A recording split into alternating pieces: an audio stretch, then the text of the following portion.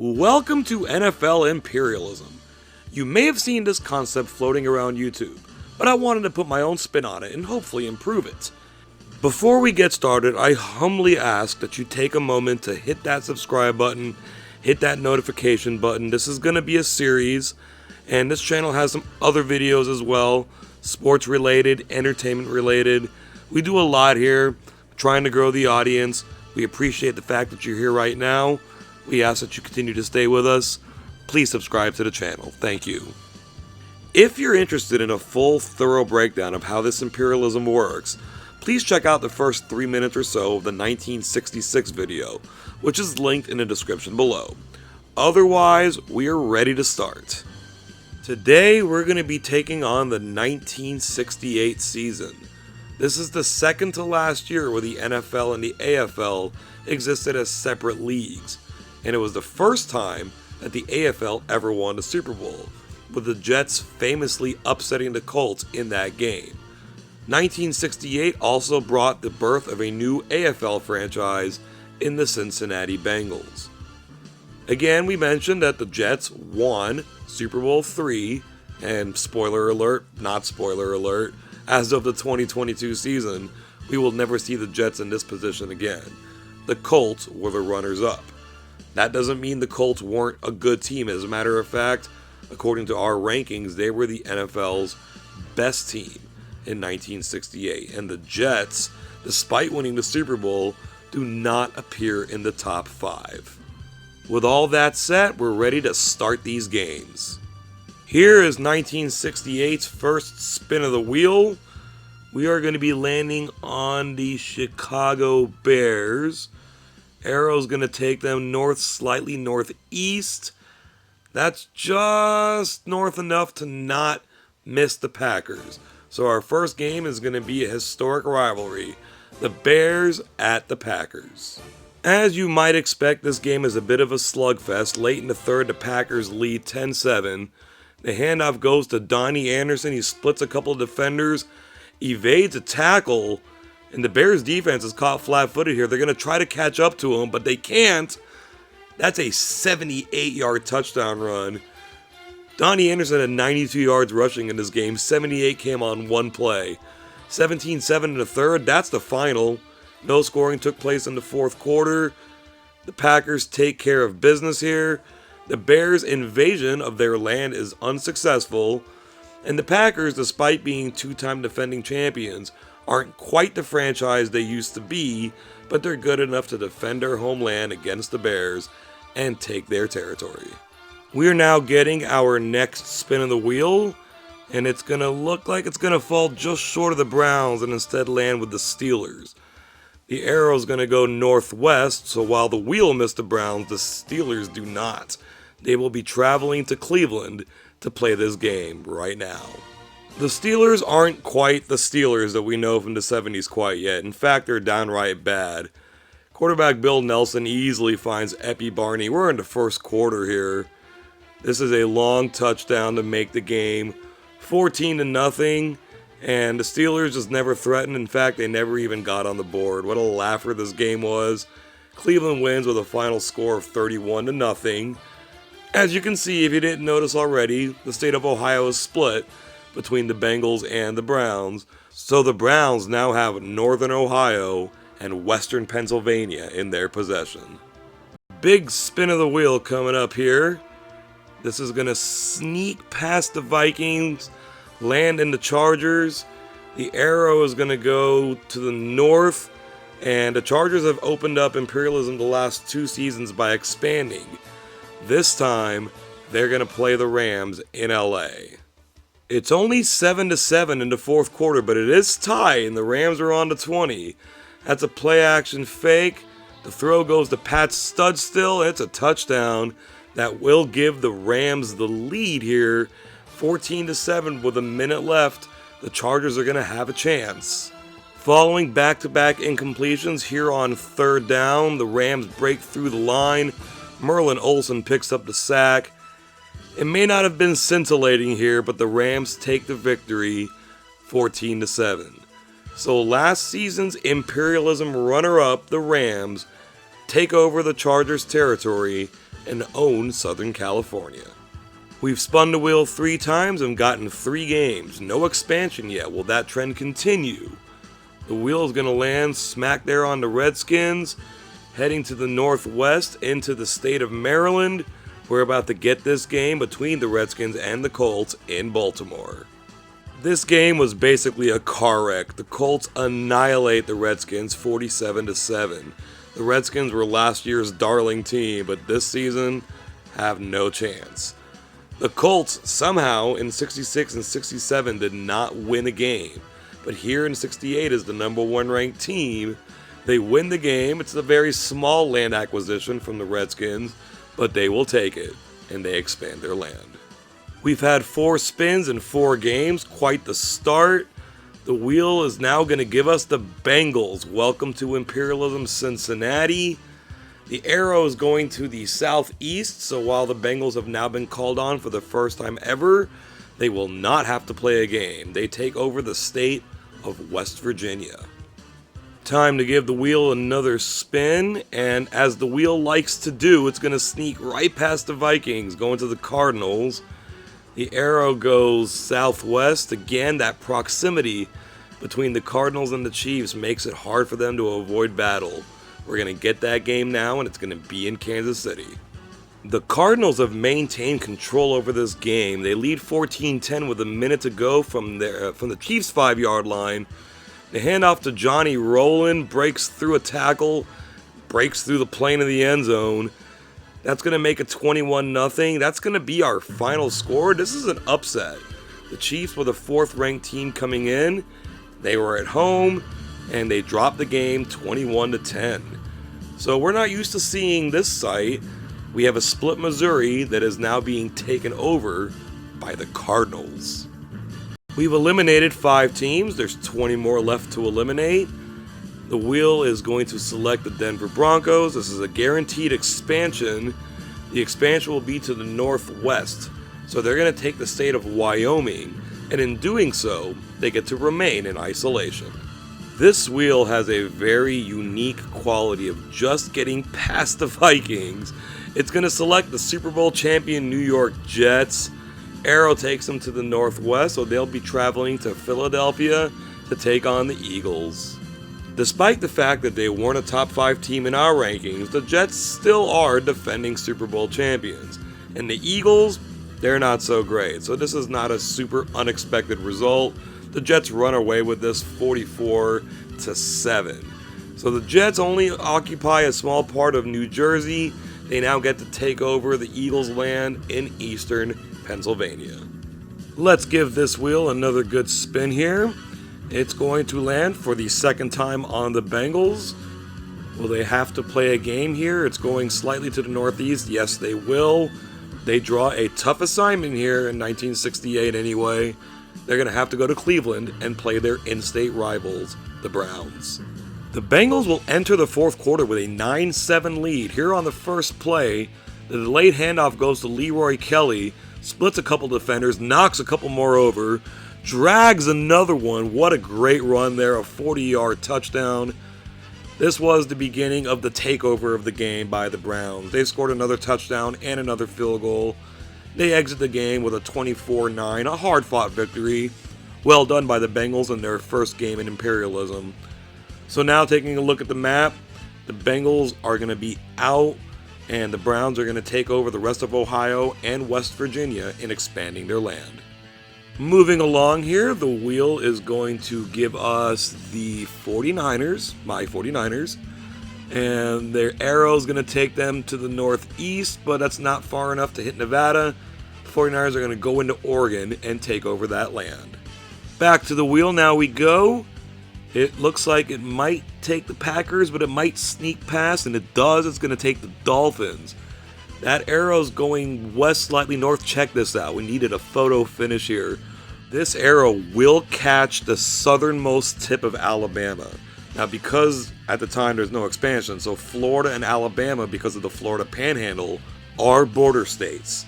So because of that, this is going to be an expansion for the Dolphins. Just for clarity, had the arrow hit Mississippi at the present time, the Dolphins' territory in Mississippi do not border each other. That would not be an expansion, it would be a respin.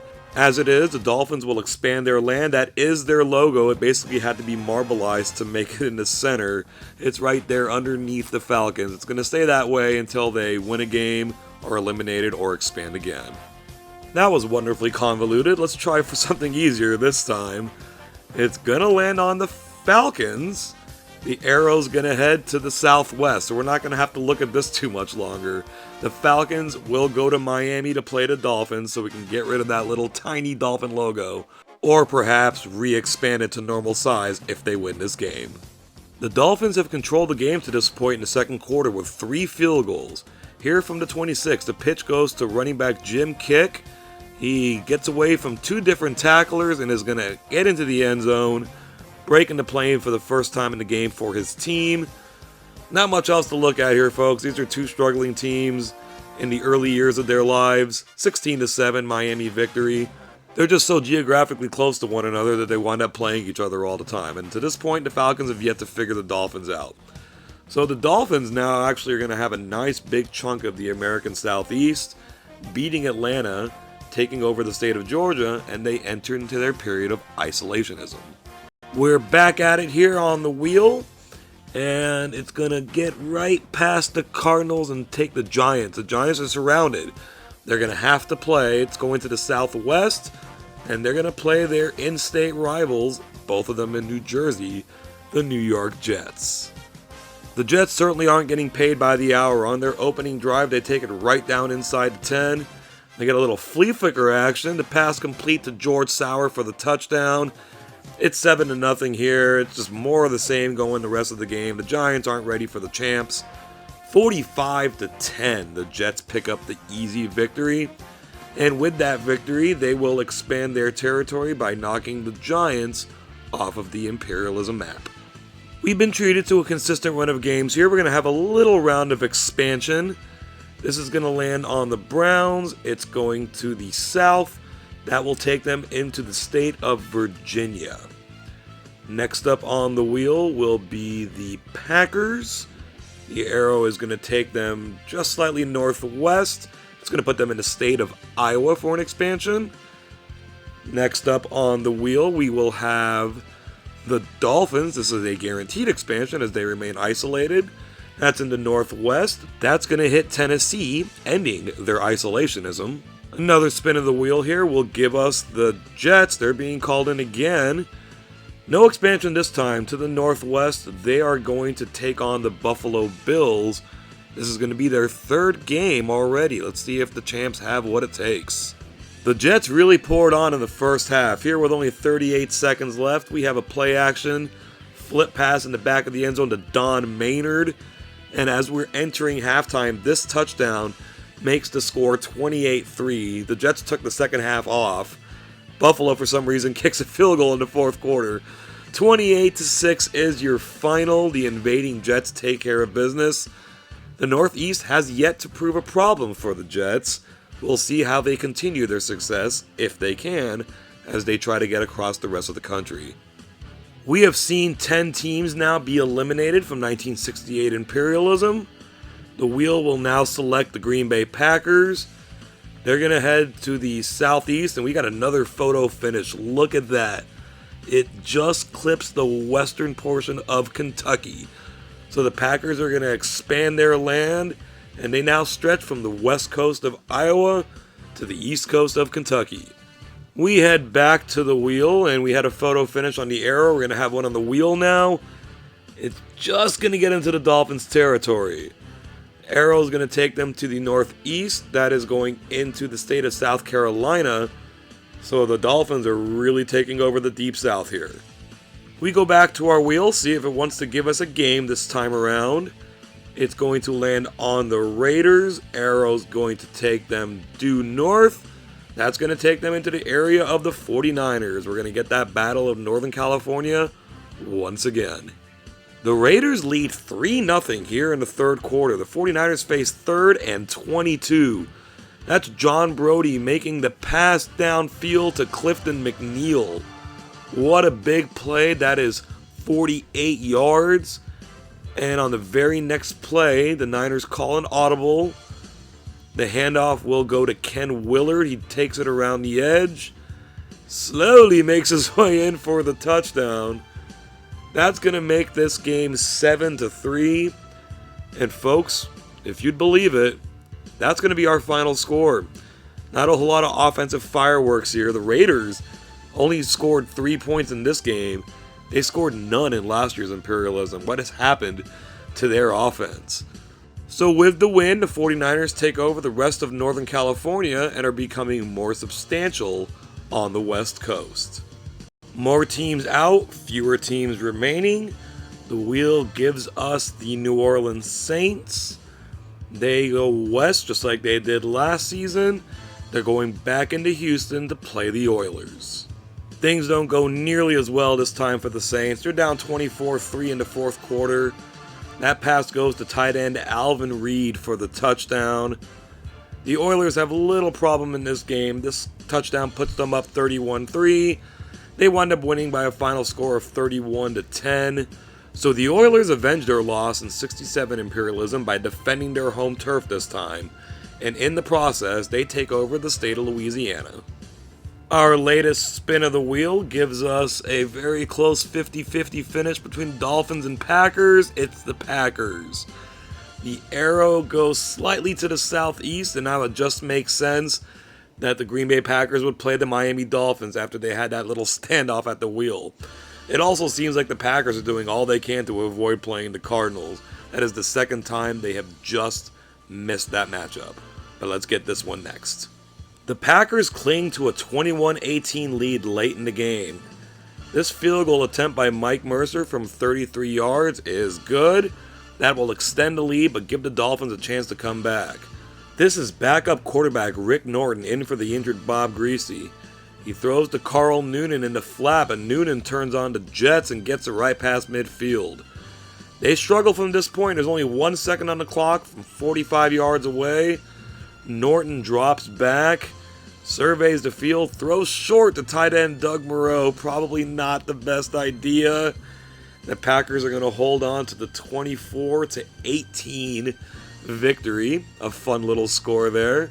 So now the Packers are going to take over the Dolphins' land, which got pretty extensive on its own. And now the Packers have a very interesting landmass from Wisconsin down to the end of Florida. They now have lots of enemies on all different sides of them. Half of our 26 teams have been eliminated. This wheel passes the Cowboys and hits the Oilers. The arrow will head west, and the wheel's getting into the habit now of matching up two teams that were next to each other on it. The Oilers will travel into the west of Texas to face the Cowboys. We're in the second quarter on a drive that the Cowboys started at the 1 yard line. Here on 3rd and 4, it's play action. The pass goes to Lance Rensel. That's a touchdown. The Cowboys strike right before halftime to take a 6-3 lead, 7-3 with the extra point. It's now 7-6 in the fourth quarter. The Oilers are trying to make a comeback. They run the ball on 4th and 10. This is Woody Campbell, not Earl Campbell. He goes down with a second left. They call timeout. They've got one last shot here. 1 second to go. It's play action, thank goodness. The pass for Jim Byrne, it's not going anywhere. That's incomplete. It's a low-scoring game, but it's a close one. 1968 hasn't provided a lot of offensive fireworks. The Cowboys win 7-6. Last season's Imperialism champion win their first game in 1968.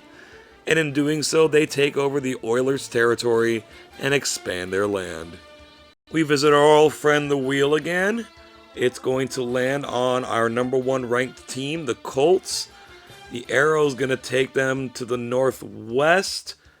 That is just going to hit the Jets' territory. That means we're getting a rematch of Super Bowl III right here in about the middle of Imperialism, and the Jets will get to host it. Let's see how it turns out. The Colts bring a 1-point lead into the second half. Here from the 5 yard line, the pitch goes to Tom Matte. He gets into the end zone for the touchdown. With the extra point, the score of this game is now going to be 24-16.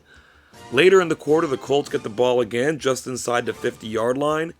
Quarterback Earl Morrall with the play action Fires deep to Willie Richardson. He makes the catch. He probably is not going to score. But here on the very next play, they're going to make sure Richardson gets his. From the 2-yard line to throw into the end zone as a touchdown. The route is on. The Colts win 45-16. For some reason, I lost my normal end screen, so we made this one up for you. The Colts dominated. This is probably what people expected to see when Super Bowl III hit the air in the first place. So the Colts will now get out of their small little area on Maryland, take over the Jets area, and are a huge threat now going forward. Only 10 more games need to be played before we crown an Imperialism champion. The wheel lands on the Patriots.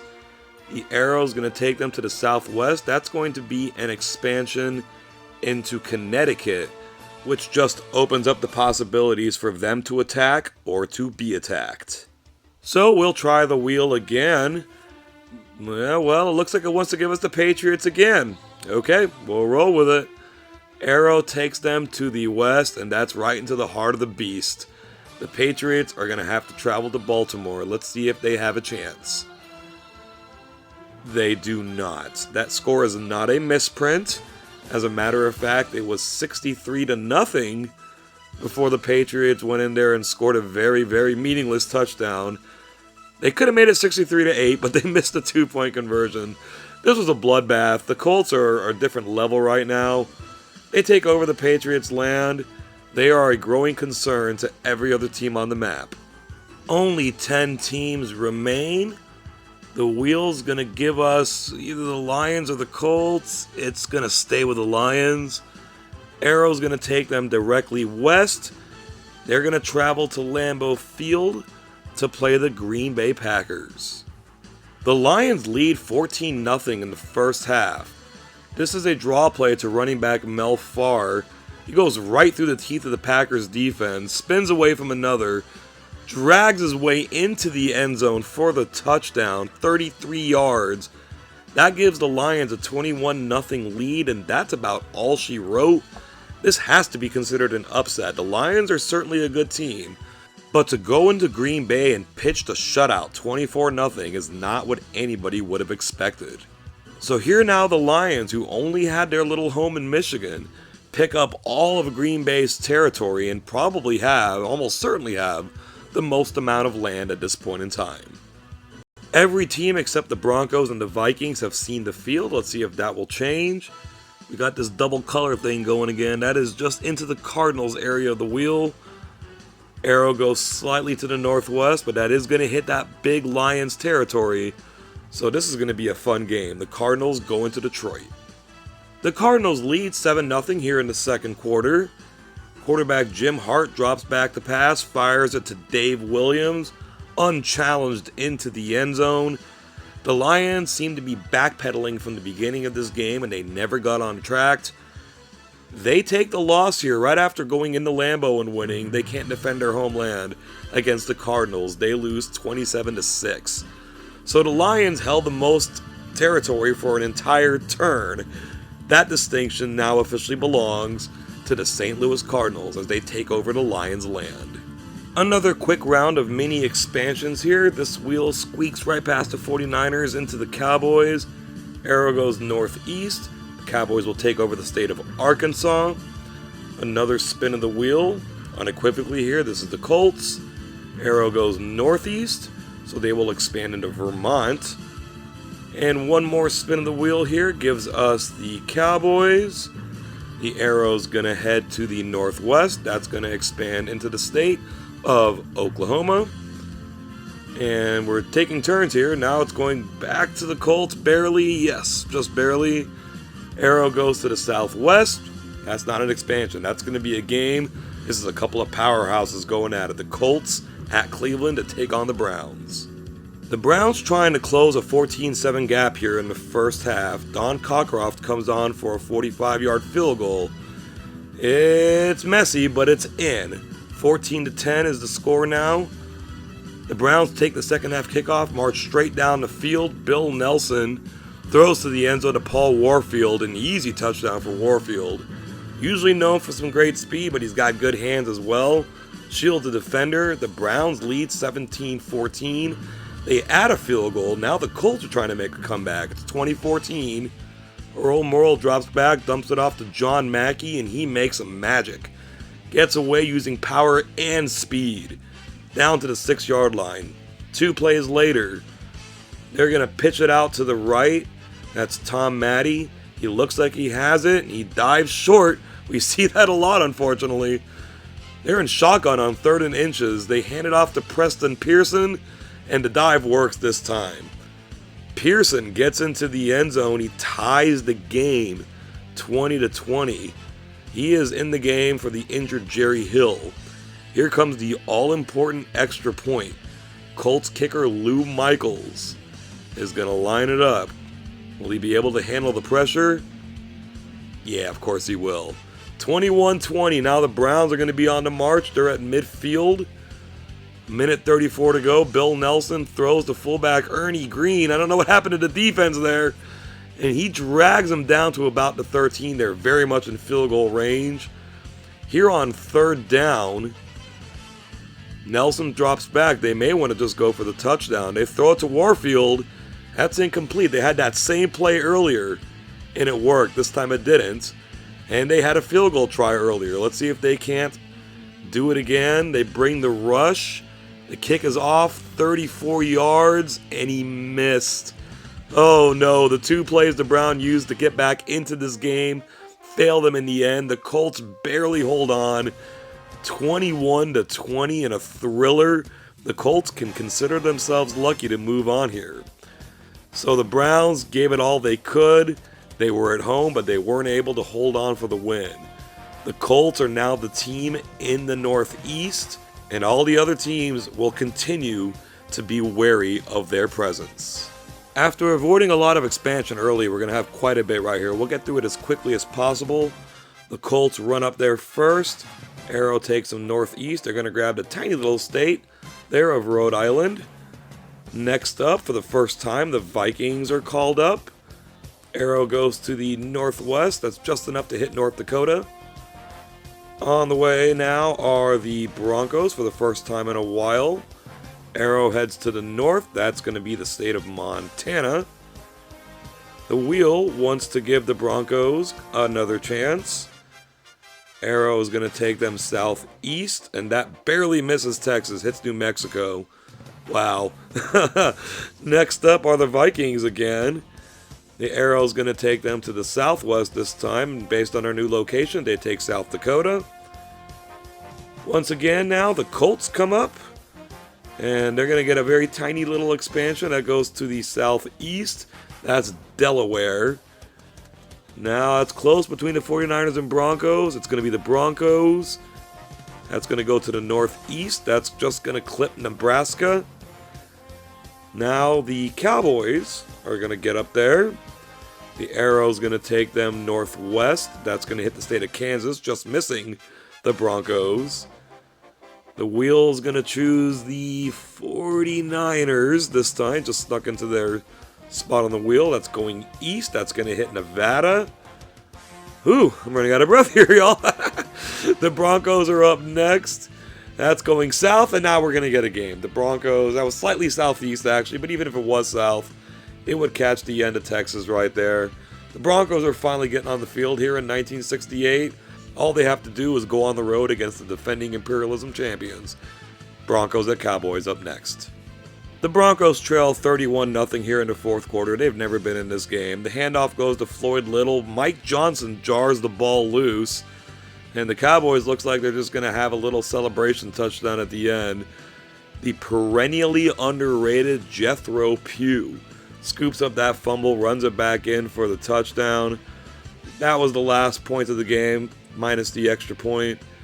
38-0. It was actually 17-0 at the end of the third. But really, the Cowboys control the game from start to finish. So all that land the Broncos accumulated across the Rocky Mountains and the plains, all for naught, it all falls into the hands of the Cowboys. And it would appear as though they have as much, if not more land now than the Cardinals. We're getting down here to the nitty-gritty. The Wheel selects the Colts. That's been the best team so far. Arrow goes to the southwest. That's a photo finish, and look at that. It just avoids hitting North Carolina. It's going to go into the Cardinals' territory. The Colts will travel into St. Louis to play the Cardinals. This game was tied at 10 at halftime. In the third quarter here, the Colts are inside the 10. Earl Morrall looks for Willie Richardson, makes a diving catch for the touchdown. That's just spectacular on a not-so-great throw. It's 17-10 here, still in the fourth. The Cardinals trying for the comeback. From the 20, Jim Hart finds Dave Williams, gets to about the 47. They're going to line up here on the next play. Not a whole lot of time left. Hart drops back the pass again. Throws a crosser to Dave Williams. He needs to go down. That clock is ticking. He's tackled with 1 second remaining. He has 100 yards on the day. They don't have any timeouts. That's it. The Colts hold on and win again. 17-10 after being so dominant. They're getting by on a few of these now. So at this point, it's unquestionable who has the most amount of land. The Cardinals lose out to the Colts, who now maintain a vast majority of all claimed land east of the Mississippi. The Colts are likely the favorites here, but nothing's in the bag quite yet. This wheel lands on the 49ers. The arrow's going to take them north. One day that's going to be a game with the Seahawks. But as of now, that's open land, the state of Washington, and it now belongs to the 49ers. Catch the tail end of this spin here. It's going to just creep past the Vikings into the Cowboys' territory. That's going to go to the southwest. That is the unoccupied state of Arizona. The Cowboys just keep getting bigger. Not so many places left to expand, but there are still a few. The wheel once again selects the Cowboys. The arrow heads to the southeast. That's going to be an expansion. The only state left in that little area of town. Mississippi now belongs to the Cowboys. Can it be 3 in a row for the Cowboys? It absolutely can. The arrow's going to take them to the northeast. The expansion is over.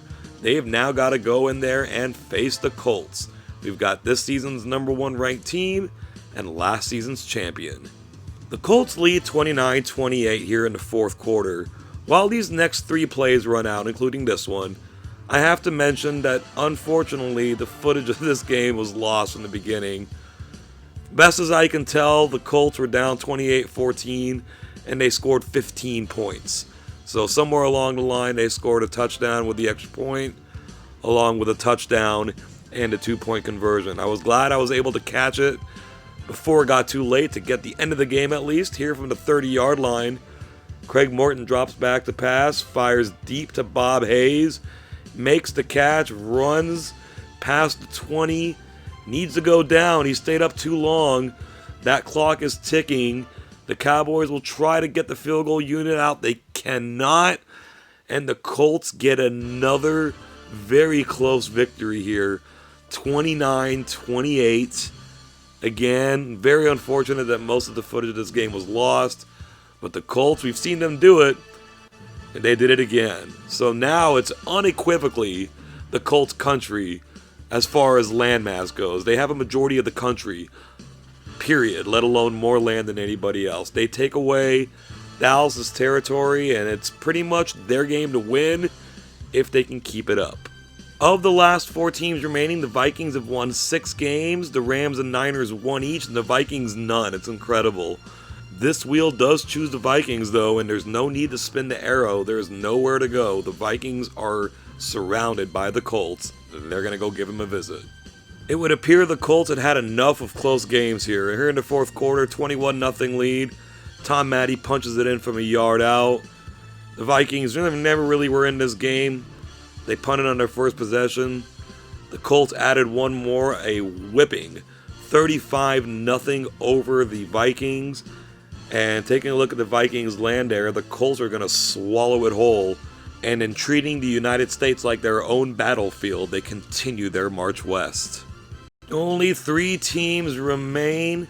The Colts are chosen by the wheel. The arrow's going to take them northeast, and in a sign of things to come in the future, the Colts take the state of Indiana. Giving it another go here, the wheel selects the 49ers. It's going to take A perfectly placed arrow for them to play the Colts, and that might be it. Oh my goodness, a photo finish again. That is just grabbing the northwest corner of Arizona, which, as many other states are under the control of the Colts. So the 49ers, I guess they did well. Mostly got lucky to make the final three here, but they're going to have to make what is a cross-country trip to play the Colts in Baltimore. And that means for the second consecutive season, the Rams are going to play in the Imperialism Championship game. Avert your eyes, 49ers fans. This is not pretty. It's 38-7 here. It was 31-0 at the half. The Colts just tack on one last touchdown. Jerry Hill, 10 different people can't tackle him. He gets it in for the touchdown. The Colts extend the lead to 45-7. They seem to be completely back on track. And 45-7 is going to be the final score. The Colts annihilate the Niners. They didn't deserve to be in the top three, I know this, but they made it. They put up a game, and they got killed. So, take a look at this map here. The Rams represent Southern California, and the Colts represent everybody else. It's still a one-game series for the championship. Anyone can win it. We're going to spin the wheel now to find out who is attacking. And here is that final spin of the wheel. It's going to land on the Colts, so they're going to be doing the attacking. The Rams are going to get to host the game. It is a cross-country trip for all the marbles here. Baltimore Colts at Los Angeles Rams for 1968 Imperialism. We pick things up in the third quarter. Rams lead 10-7 from the 33. A pitch to Willie Ellison. Looks to be getting a nice gain here. He breaks a tackle, and he breaks a couple of more tackles, and what looked like a nice run turned into a big, long touchdown. That's 33 yards. The Rams, with the extra point, will take a 17-7 lead. The Colts now looking to respond just inside the 50-yard line. Earl Morrell drops back, throws to Willie Richardson, who shields off the defender, makes a great catch, and a run after for his own 33-yard gain. Here we are now on third down. In the face of heavy pressure, Morrell throws toward Richardson. And diving touchdowns are basically his thing now. Another diving touchdown here. It's 17-14. The Rams now, it's early in the fourth. The handoff goes to Ellison. He gets around the end. He spins around. What an incredible day he's having. That's a 18-yard run, pardon me. 2 plays later here, Ellison goes untouched around the edge and does a little moonwalk into the end zone. That's some style right there. With the extra point now, the Rams are going to lead 24-14, but the Colts are looking to respond again. They're at their own 40. Morrell, again facing heavy pressure, flips it to Richardson, who just does Richardson things. Picks up 18 yards. A few plays later here now, from the 32, the handoff goes to Tom Matte, and he just blows by him. He blows by everybody. Spins around as one guy that can possibly tackle him. Gets it into the end zone. The Rams score. The Colts score right back. This is now 24-21. The Colts choose to kick it deep and trust in their defense. The pitch here goes to Dick Bass. I guess Ellison did enough damage. Bass now finds the edge. Spins around. Gets it to what would look like field goal range here. 29-yard gain. One play later, this is play action. A touchdown would put it away, and that's a pass to Jack Snow. And he gets tackled just outside the 10. It's 1st and 10 here, not 1st and goal. On the first play, the pitch goes to Bass. He's going to try to look to get into the end zone. He's stopped. Here on 2nd down, he also gets stopped. On 3rd down, he gets forward. We're going to get a measurement. And he's short. It's going to be 4th and inches. And the Rams are going to choose to kick the field goal here. It's going to keep the Colts alive. And in this game, this kick can be missed. I'll tell you right now. A 19-yarder, it's good. So the Rams lead 27-21. The Colts need a touchdown to win. And from the 12, they hand it off, but Matty picks up a big chunk. Chunk plays on the run game. Not the worst idea. 25-yard gain. They are going to try it again here. That doesn't work, so it's down to where they need to throw it.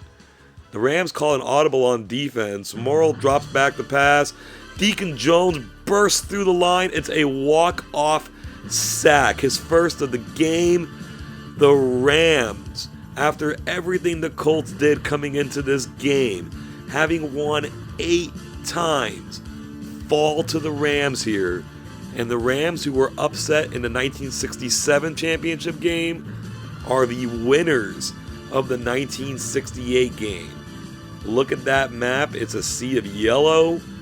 The Rams, 1968's number 5 ranked team coming in, are the Imperialism 3 champions. Looking back now at 1968's real-life champions, we mentioned that the Colts were upset in Super Bowl 3. They were also upset in Imperialism 3. It just looks like 1968's not their year.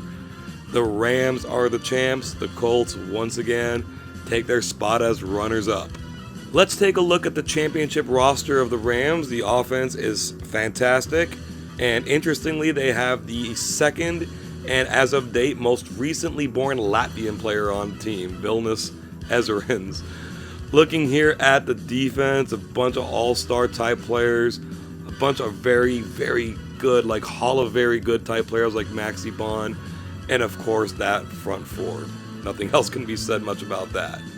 Running down the scores from 1968, we see that, yeah, there were a lot of low-scoring games and some one-sided games. Home teams made a bit of a comeback, posting a very strong winning record.